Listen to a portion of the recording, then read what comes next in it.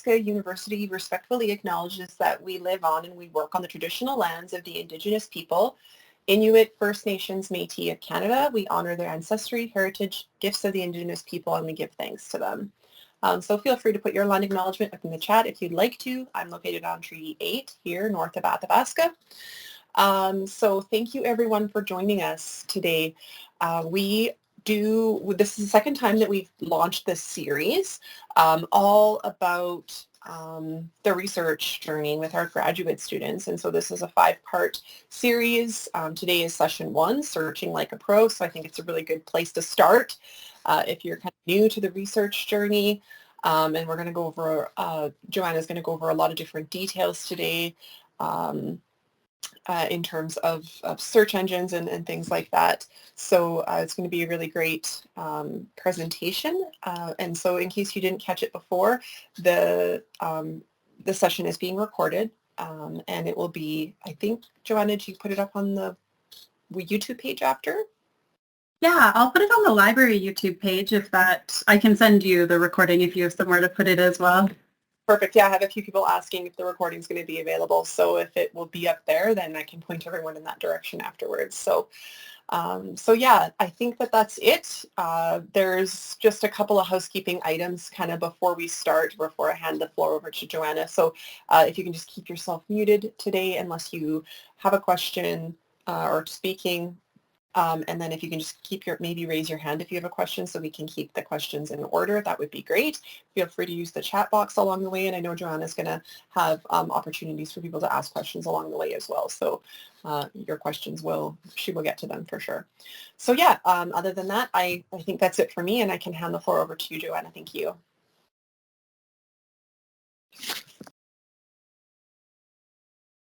Awesome. So thanks so much for everyone who's here. I started the recording at the start of Crystal giving the land acknowledgement, so we should be good to go there. So I was just going to start by introducing myself. So my name is Joanna Namath, and my permanent role is the instruction and reference librarian here at Athabasca University Library. So that means I do instruction like this, and I also help with any of your research questions. If you're having any trouble coming up with keywords or you're not getting results, you're not really sure what's going on, I can help with that. I'm also currently the interim manager of library services, so all the front desk stuff, until we have that job filled. So our plan for today is that by the end of the session, you'll be able to apply the most appropriate search strategy in a variety of search tools, develop effective search strategies for a variety of search tools, and create a search strategy for your own research. I was just going to say, what we're going to be doing today is going over searching specifically, but if you do want more of an orientation to using the library, we do have a asynchronous session. I'm just going to add the link to that. So it's just like a little mini course, should take like 15 minutes to run through. We also have a live library orientation next week. It's not part of the FGS series because it's more of an orientation for everything. And also, I know we've got some undergrads here. This is kind of an intro to searching. So I know some grad students need a refresher. We often get grad students who haven't been searching for a long time, that type of thing. So you should be able to follow along, but feel free to ask any questions you have as we're going. Okay, so we're going to start by using this RISE course to run through things. It's called Search Like a Pro, the same as this session. So I'm just going to add a link to that. This means you can return to this and go over more that we're not going to go over today, or if you need a refresher on anything, we've got it here for you. Okay, so I want to start by talking about how the search process is iterative. It's not a linear process, which is, I think, something we have a lot of questions about, because you go in, do some searching, and you're like, cool, I should just get 10 articles on my topic. But as you're learning about the topic, you're going to develop more questions, maybe come up with other areas you need to do some research in. And as you learn more terms, you're going to come up with stronger and stronger searches. So it's an iterative process that continues. So when you're starting your search, you want to break your concept down into your core topics. So you need to ask yourself, what do I need to do about this topic to proceed? What do I need to know about this topic to proceed? What are the main ideas I want to know more about? Are there population, geographic, time criteria for my topic? And what are the best or most appropriate keywords for my concepts? So I wanted to start out with a little activity here. I'm just going to add a link to it. So what I want you to do is just take a look at this photo and come up with as many words as you can about the photo and add them in here. So I'm going to add a link to this here just to give you an idea of different ways. If you think about this like a search question, if you all are in the same class and have the same search question, some of you are going to talk about the nature of farmers markets. Some of you might talk about the economic process or interaction. Some of you might focus on growing chili peppers. So there's a lot of different areas, maybe pickling. There's a lot of different areas. So I'm just going to show you the one we did last year. You can see this was a different image, but you can see all the different terms. We've got travel, scenery, bicycles, cobblestone. Some people focused on the background. Some people focused on more like the main points. So just to give you an idea of all the different terms you can come up with. So I'll give you a minute to take a look at that, and then we can continue on.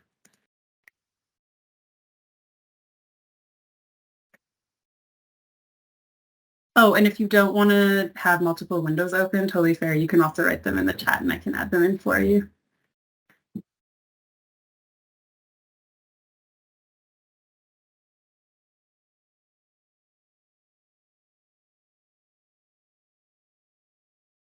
And the more time someone uses the same word, the larger it is. That's why we've got market as the largest, fresh vegetables, local, street market, produce. These are looking really good.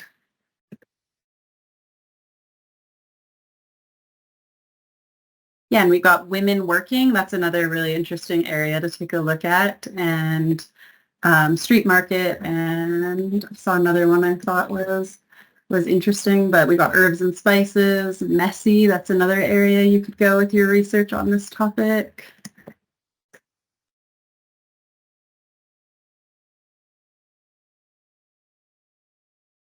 Yeah, we've got purchasing vegetables, culture, unpaid labor. I'm not sure if we know this is unpaid, but there's definitely probably some unpaid labor involved in the whole agriculture scene here.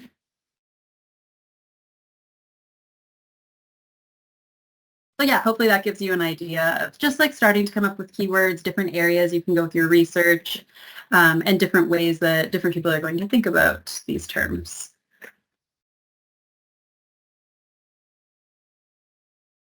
Okay, so next I'll just show you some examples of some other ways you can brainstorm. So for the first question, we have whether people are more likely to stay in their jobs if they have access to professional development. So you can see we've got professional development as one of the keywords, and some similar terms for that would be training, staff development. We're coming up with synonymous terms that might be used in an article that might not use professional development but be relevant to your article.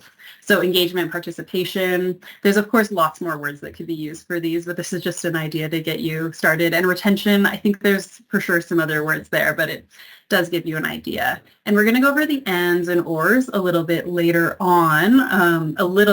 We will go over them in detail. And then we can come up more with actually developing the full search string.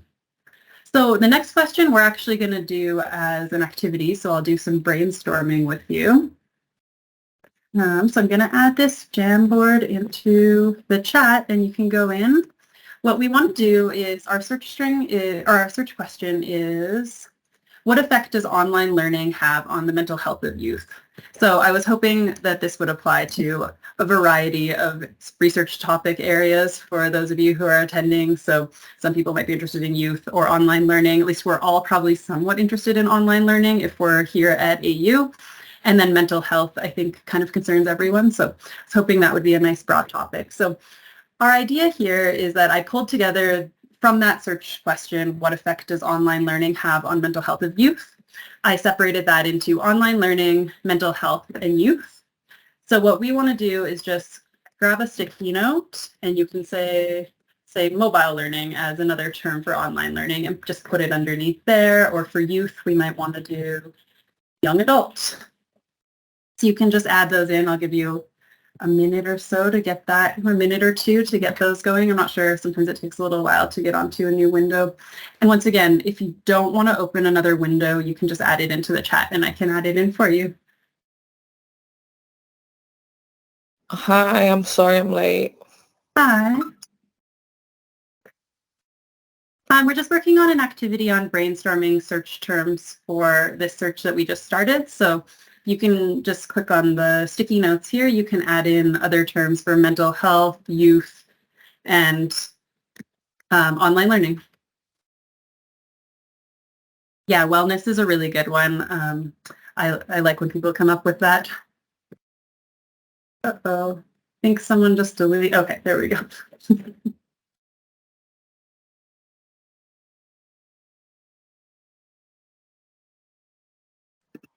So come up with words as an online learner. Is that what you said? Sorry.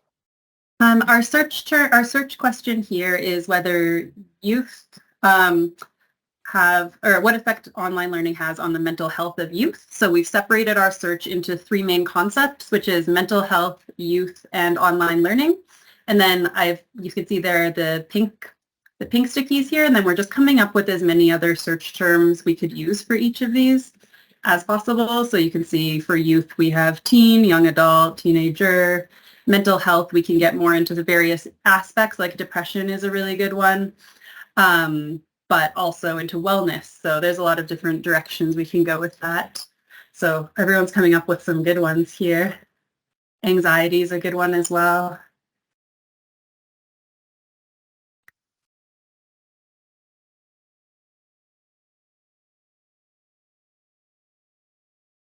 Okay, I'm just trying to add some of those in. So I've got some good terms for our example search as we continue on, but it looks like we've got some really, really good terms. So it seems like you guys are getting a good idea of, I like that, social well-being.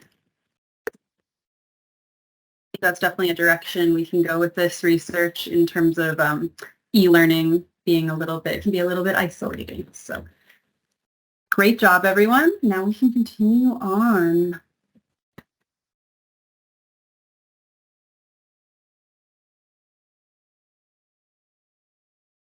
Okay, so you can see I put this up a while ago, but you can see we've got various other terms for online learning. Correspondence is another one, self-paced, asynchronous. I think we got a lot of those in there. So this is kind of how the research process usually goes. It's always good to go over this. I often get students who contact me and they're like, hey, I need to write a paper on Rome and I need 10 articles on that. And you're probably not going to be able to write a paper on all of Rome, right? So you're going to need to choose a direction. So the best thing to do is to start with an idea, do some Googling, Google Rome, figure out maybe what area of Rome you're interested in. Maybe you're interested in women in the Hellenistic period or the rise of Christianity under Constantine. So decide on a direction and focus. I know a lot of students tend to shy away from using Google and Wikipedia. I'm not suggesting you should use these for your citations. This is not going to go in your reference list. This is just to give you an idea of what is out there about your topic. We do also have encyclopedias in the library that can be useful for just seeing what information there is about your topic as you're starting to decide on a research area. Then you can go to the library and you're going to come up with as many synonymous terms for each of your main concepts as you can, and we'll go over using ands and ors and developing a stronger search string. And then you'll review your results, see if they're relevant, maybe take a look at keywords from the few relevant articles you're finding to help develop your search. Maybe you need to try a different database, things like that. It's a lot of revising and repeating. It's not like you're going to come up with one search string and that's going to answer all your questions. And you can also take a look at our subject guides. So I'll just go into the library website to show you where those are. You go into guides, tutorials, and webinars. So that was get library support, guides, tutorials, and webinars. And then you can go to subject areas. You can see we've got various subject guides depending on the topic areas you're interested in, but most of those will have a list of recommended databases that are kind of the best databases to use for that subject area. So that can be a really good place to go if you're feeling a little bit stuck. And then just keep searching, trying other terms, that type of thing. And whenever you're feeling stuck or can't get where you're going, you can contact us and I will probably be the one to help you with your search strings. So next we'll talk about our Boolean operators. So that's how we're going to connect these terms together. So I'll show you an example, or I'll show you from our search here. So our ands are going to connect our different terms. So we're going to put and in between mental health, youth, and online learning. And then we're going to put ors between all of our related concepts. Of course, there's going to be a lot more ors, but just to give you some mental visuals. Okay, so our ands are going to connect our different concepts. So this is where you're going to, if you're searching for scoliosis and children, using the and is going to search for articles that are about only scoliosis and children. We're not going to get articles just about children or just about scoliosis. So our example here is somewhat related to the search we were just working on, but youth, e-learning, and motivation. You can see using the ands between these three terms is going to only search this small section in the middle. So it's only articles about all three. If we were just searching for youth and e-learning, we get this whole section. So there'd be a little bit on motivation, but it's irrelevant to what we're talking about there. The ors are what we're going to use to connect our related terms or our synonymous terms. So they're going to broaden our search. So as opposed to just searching the middle section, you can see that these are going to search articles that are just about constructivism, articles that are about constructivism and Piaget, and also articles that are about the theory of cognitive development in relation to all of these. So all of that will get searched. So you're going to use these for synonymous terms like city and urban, deer and ungulate, incarceration and prison. Hopefully that gives you an idea of how to use the ands and the ors.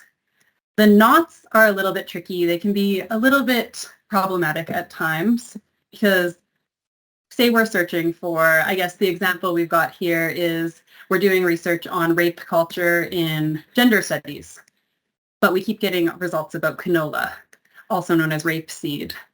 And sometimes their cultivars are called rape culture.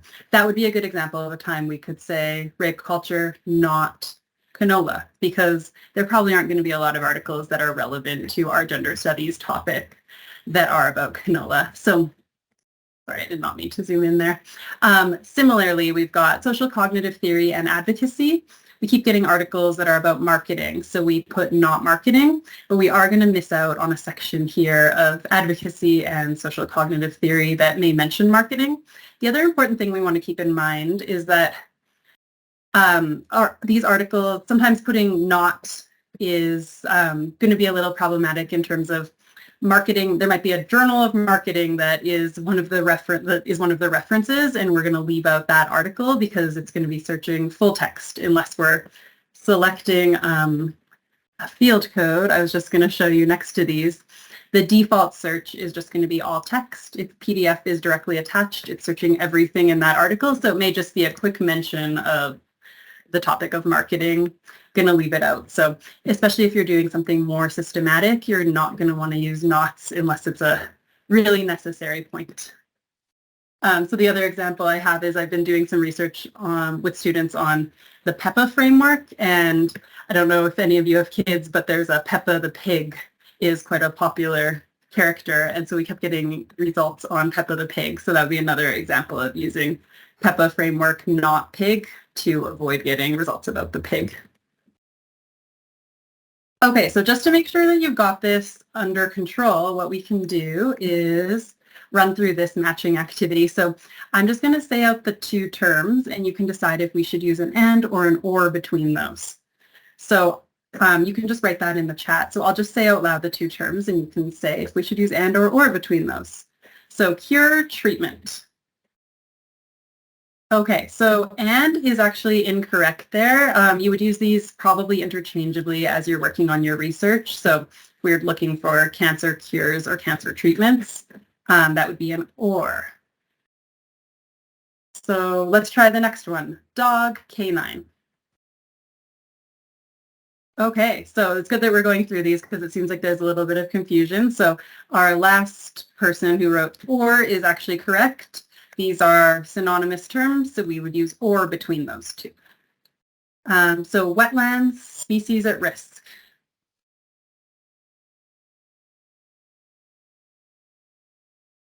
Okay, the ands are right this time. University, post-secondary.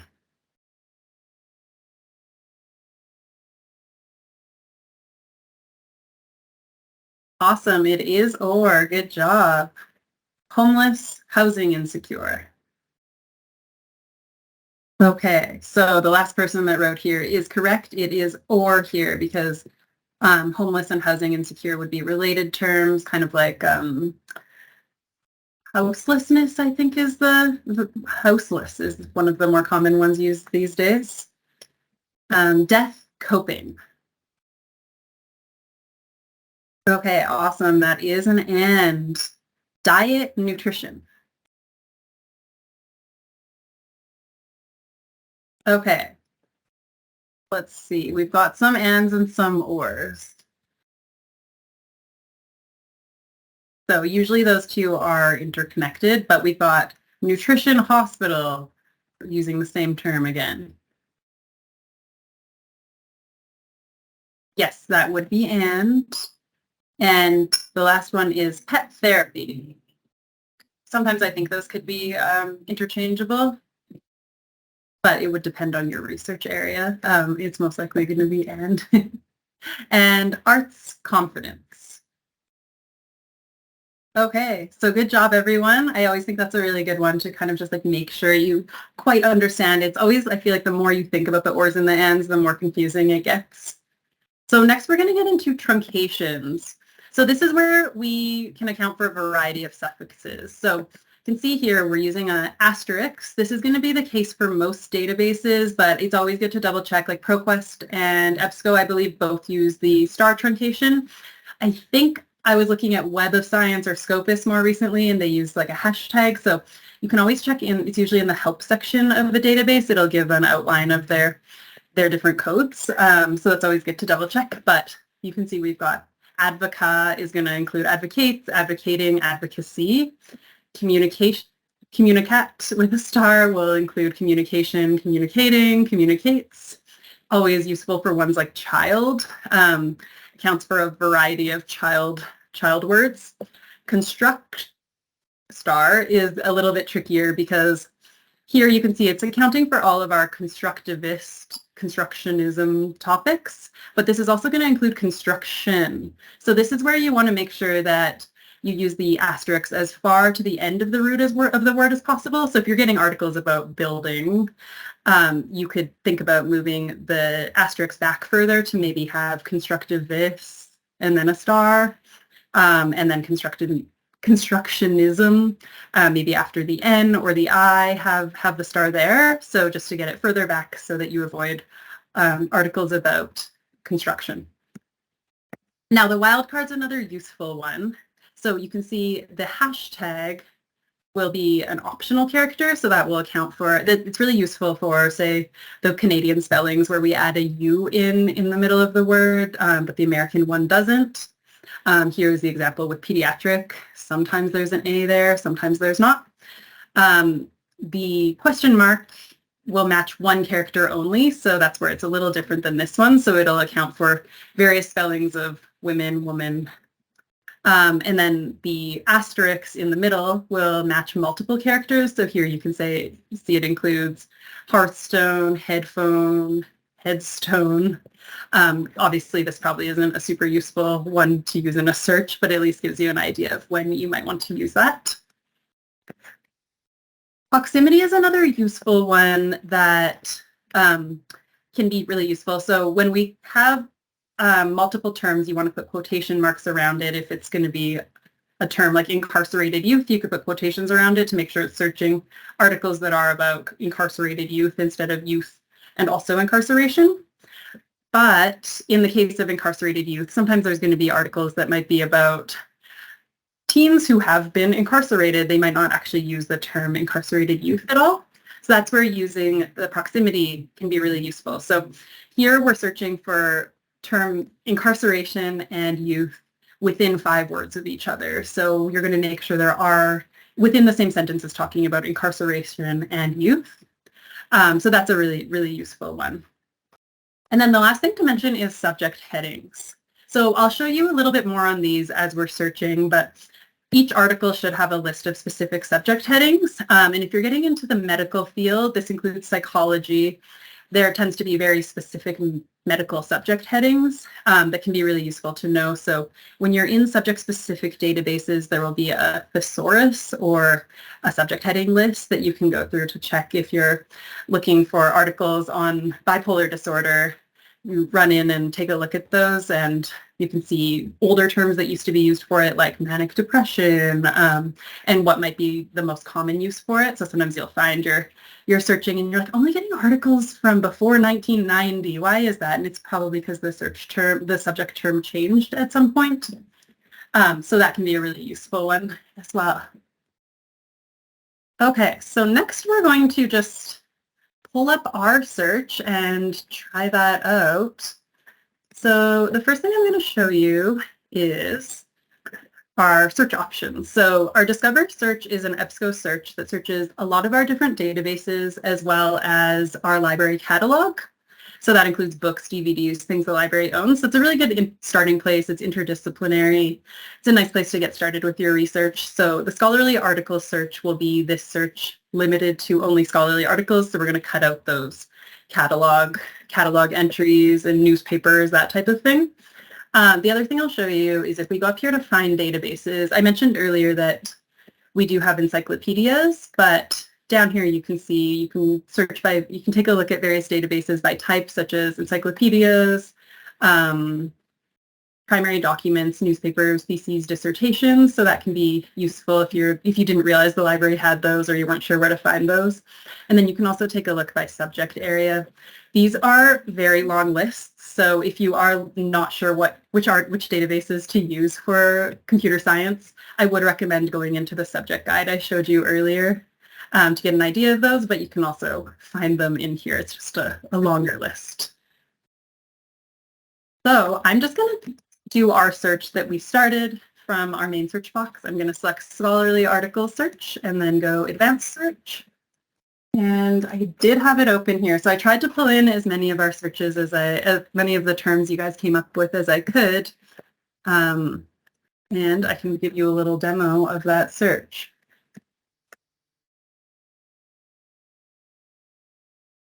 Okay, so we've got our 3 lines here.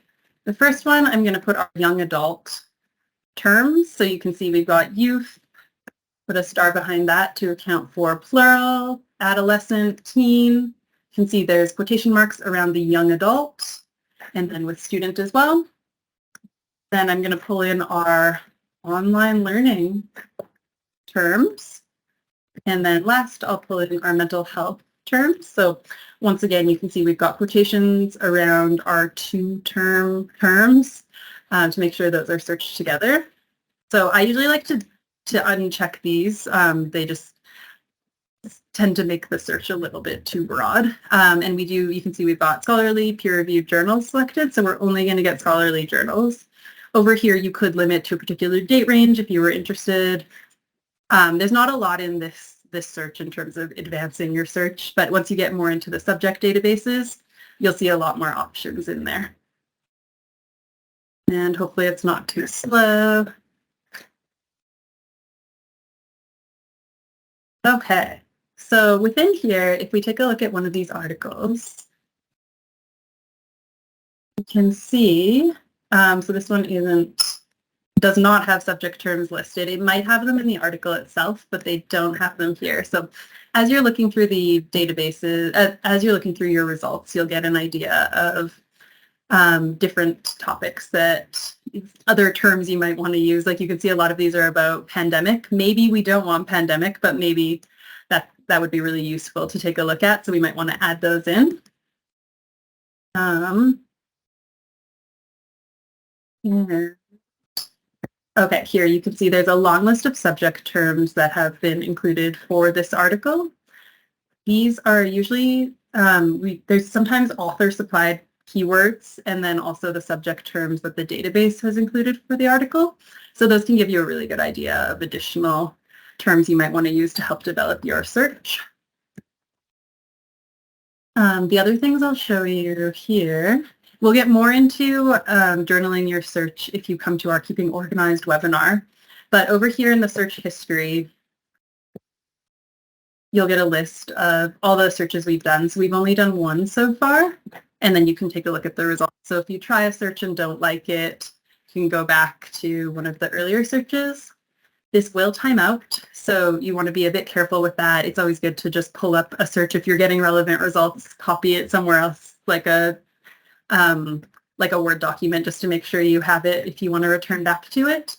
If you go for lunch or take a break and your computer times out, it's really frustrating. That also includes students will often be like, oh, I'll add all the relevant articles to my folder. Great, super useful. One problem with the folder is it also times out. So you can create an EBSCO account so that you can get access to this again. I don't personally recommend this, especially if you're doing quite a bit of research, because you're probably not going to want to use just EBSCO for your searching. And then it gets confusing because you have to have an account with EBSCO and ProQuest and JSTOR and whatever other databases you might be using. And you might forget, like, oh, was that curriculum article in EBSCO or ProQuest? So that's where using reference management software can be really useful. We do have a session coming up on that as well with the FGS. So then you can keep them all in one place. So that's another tip for you. But the other thing I want to show you is you want to return to this search page with your results. You have to select share and then permalink over here. This link up here will time out. So sometimes it'll work if you test it, but then when you go back like tomorrow, it won't work. Super frustrating. So always useful to use the permalink for that. As you can see, there's lots of other options. You can email them to yourselves, that type of thing as well. And you can see there's lots of limiters on the left here. So we do have guides that go over using these in various databases, but it's always good to take a look. If you're like, oh, right, I wouldn't mind doing just the past 10 years, then it'll limit to those. So that could be another useful tip for you.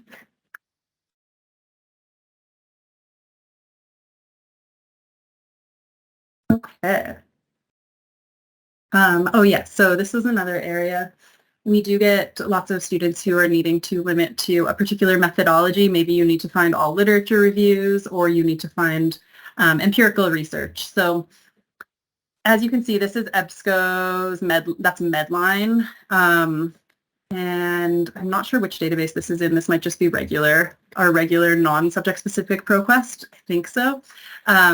But sometimes you'll find a publication type, document type, methodology section within an advanced search. That can be really useful for selecting literature review or systematic review, that type of thing. But it can also, not all of them have that. So there's a few workarounds.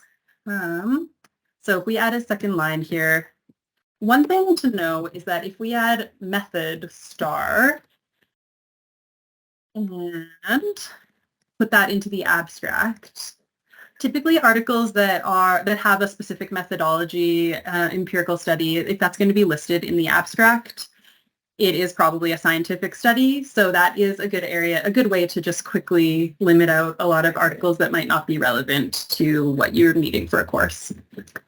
So you can see we're down to 1,800 articles. That's one good thing to do.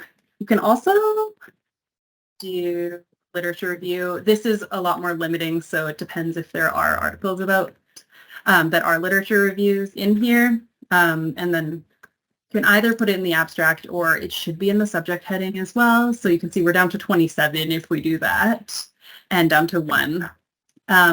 So that's another way that you can go about limiting your search if you're looking for a specific methodology.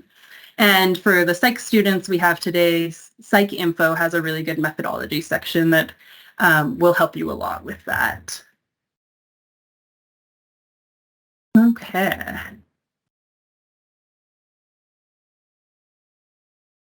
So the other thing that comes up a lot is that, as I was saying, you're finding you're only getting like 2 articles, and none of them, like, 2 articles that are irrelevant to your research. That's where we do something called snowballing or pearl growing. It sounds a little silly, but basically go into the article, look through the reference list, see who's cited it, see what they've cited, pull out some of their subject headings. So you can see what they've cited that will help you with the past research, and who's cited the article you're looking at will help you with the future research or getting into the more present times. and we will go through the cited by. I'm going to jump to that first. Okay, so there's basically three main databases to use if you're interested in who's cited an article. So that would be Google Scholar, Web of Science, and Scopus. So you can see in Google Scholar, we've got cited by, and it says 12 articles here, 1,800 here. The one thing I'll point out is that this is only articles that are indexed in Google Scholar. Of course, Google Scholar is huge, so that probably gives you a pretty good idea, but it can include some biases, so it's always good to be aware of that. Check some of the other databases, that type of thing. The other thing that's useful to know is 2017 has less citations than a 1999 article. That makes sense. The 1999 article has had a lot more time to be cited. So it doesn't necessarily mean this is a better article. It might just mean this is newer. You can also get high citations, high cited bys when an article has been disproven a lot, like the COVID, the article that disproved COVID masks being useful, probably been disproven a lot. It probably has a high cited by number. If you go into Web of Science, this you'll also find in the database list I showed you earlier. You can see some of them will have citations listed. So these are probably going to be lower because Web of Science isn't going to have as many articles indexed as Google Scholar, but you can see them here. And then if you click on these, like in Google Scholar as well, you'll get the list of who else has cited these. And last, we've got Scopus. So within Scopus, you can do the same thing. You can see cited by. Yeah, so as I said, just the main thing to keep in mind is these are only showing the number of citations that are indexed in their database. Okay, so the other thing, as we were talking about with snowballing and pearl growing, is going through the reference list. This is another area I find students can get really stuck on, is that you come up with a reference, you come up with a citation, and you're like, hey, where can I find this? It can happen just from your main search if there's no PDF attached like this one. So coming up with how to find that. So I was just going to go over that quickly as well. So the first thing I wanted to ask was, from this citation, can anyone tell me what the title of the article is? You can just write that in the chat. Awesome. So Kara got it there. So that is Gender Differences in Academic Efficacy Across STEM Fields. Seems simple, but I find sometimes students start out with a search with the whole citation and they're like, I'm not getting the article. So the first thing you can do is just try searching it in our main search box. So as you can see, it looks like it's an open access article and it looks like the full text should be linked here. So ideally it comes up here, great. But EBSCO doesn't link to everything and they might not have access. You know, there's lots of different things going on there. So it's not a be all and end all search. It's just a quick, easy way to start. So you can see you could select the full text link there and get into it there. But say you're getting a 404 error, it's not working there. That's where you can go to Google Scholar next. So if we go into Google Scholar, the first thing to note is that you can go over here to Settings and Library Links, and you can add in Athabasca University, but make sure to spell it right.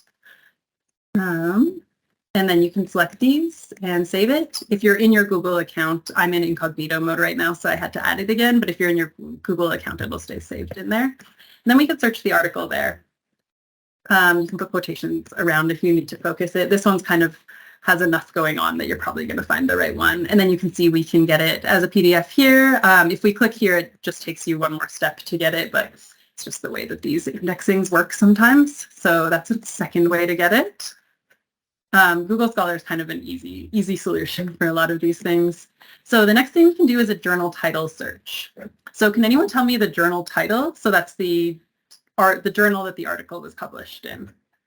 Awesome. So it is Sociological Perspectives. I always think it's just like a bit useful to get your mind around the title versus the journal. So I always like to do that as a little exercise to make sure you've got your thinking cap on there. So if you go over here to journal title search, you can put the journal title in. This search is really if you want to find either browse or look for a specific journal. As you can see, it's not great for browsing because the problem is it's showing us all the different subscriptions the AU library has to it. So sometimes you'll get a broader range like these Sage ones, 1999 to present, probably relevant for us. And in this case, we're looking for 2022. So we can go in here, and then there'll usually be like a archive section or a historical articles section, something like that, where you can get the years. So we're looking for 2022, volume 65, issue 3. This is why it's useful to have a full citation for these. So then you can click on it, and then we know it's starts on page 555, so we could scroll down to it. You'll just get a long list of all the articles that were published in that issue, and then you can access it that way. So that's the last official way to get it, but we do also have interlibrary loans. So I really encourage our students to use interlibrary loan requests. We have these set up so that we can get you articles that we don't have access to. If it's something newer, like the article we were just looking for from 2022, it's probably already digitized. Probably one of our member libraries has it. We'll get it in email from them, and then we'll email it to you. So it's usually really quick. It's a bit slower when it's something like we need to wait for an article from 1980 to be digitized. The other library will scan it and send it to us, but sometimes that can take a couple extra days, just depending how busy they are. So all you do for your interlibrary loan is just fill in the citation information, basically. Ideally include a DOI or some sort of link to where you found the article for reference points, and then it'll be emailed to you. We don't do physical interlibrary loans, unfortunately. It's just that the borrowing period is not long enough for us to get it in the mail it to you, you to read it, mail it back to us, and us to mail it back to the member library. So that is how that works. So the last thing we've got for our last little bit, you can also add questions to the chat, but the last question is kind of what types of sources do you need? As you can see, this hasn't been very filled in here, so I'm going to add in a link here. You can just start to think about what types of sources you need, whether that's voices from the community, or you can add in books, or you can like ones that you also need. Maybe you need newspaper articles. Maybe you need empirical studies. That's kind of what those are, and then depending what you are adding, I can show you how to find those in the library. And if you don't have any thoughts, you can also just ask any questions you have, and I'll be happy to answer those.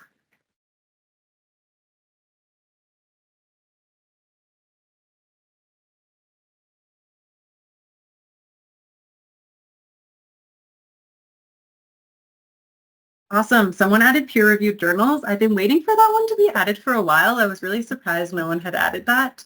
So I'm going to show you, we do have a peer review guide that you can refer back to, but I can also show you some of the basics. So, okay, peer review research guide. I'll add the link in the chat as well. Okay. So I do have a short video you can take a look at, but most of our databases are going to have a peer review limiter selected. That can be great. It's always good to double check those. Sometimes there's review articles included in, or opinion pieces, I guess would be the best way to say that, included in a peer-reviewed journal that aren't technically peer-reviewed because they're just an opinion piece. Things like that can always be useful to double check. You can see we've got ProQuest and EBSCO here, both have a peer review limiter. The other thing to do is if you find an article through something else, not through a peer review search, you can go into ULRICs. This is going to be found in our database list.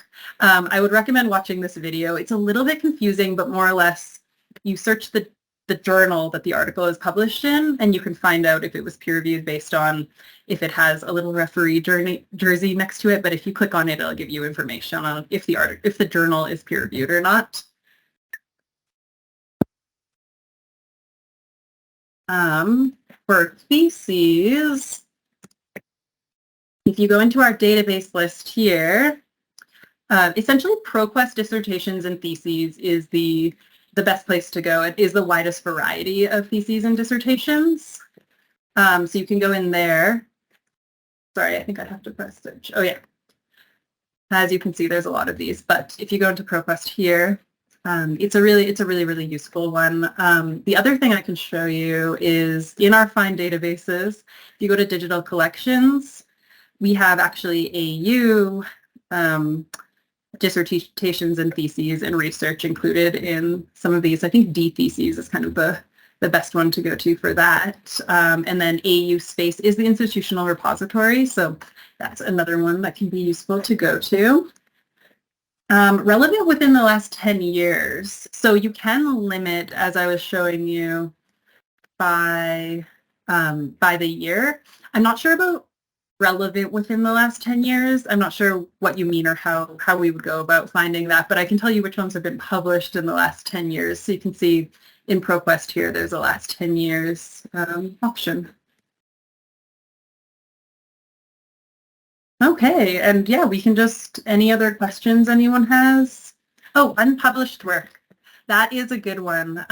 So we actually, this is relevant in whatever subject area you're in, but right now I only have it included in our education and nursing guides. So I'll just scroll down to our education guide because I'm teaching that session a little bit later on today. So gray literature, that's what we would call, that is one area of unpublished work. So there's a few different ways you can go about searching for them. So I'd recommend taking a look through here, and then we have a recommended list of gray literature areas. So gray literature can include government documents, business, conference proceedings, dissertations and theses, policy statements. I think it can also include preprints, which is another area that can be a little tricky. So I'll add the link to that into the chat as well. So there's a lot of different areas you can go to for that. And then if you're looking for more like community voices and that type of thing, if you go into some of our more minorities subject guides, so our Indigenous Studies Guide and our Women's Studies Guide, I know for sure have these. I've worked with the faculty to come up with other places you can get voices besides just academia. So you can see our Women and Gender Studies Guide has a really good list, and our Indigenous Studies Guide does as well, of news, medias, podcasts, other people you might want to follow, that type of thing. And yes, I will add a link to, or I'm going to post it on YouTube once I'm finished, probably not today, but in the next couple of days. So I'll add a link to our YouTube channel in here.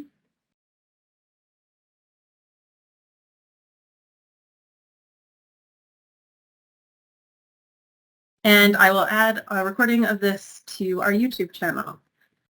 So I'm going to go ahead and stop recording, but feel free to ask me as many questions as you like.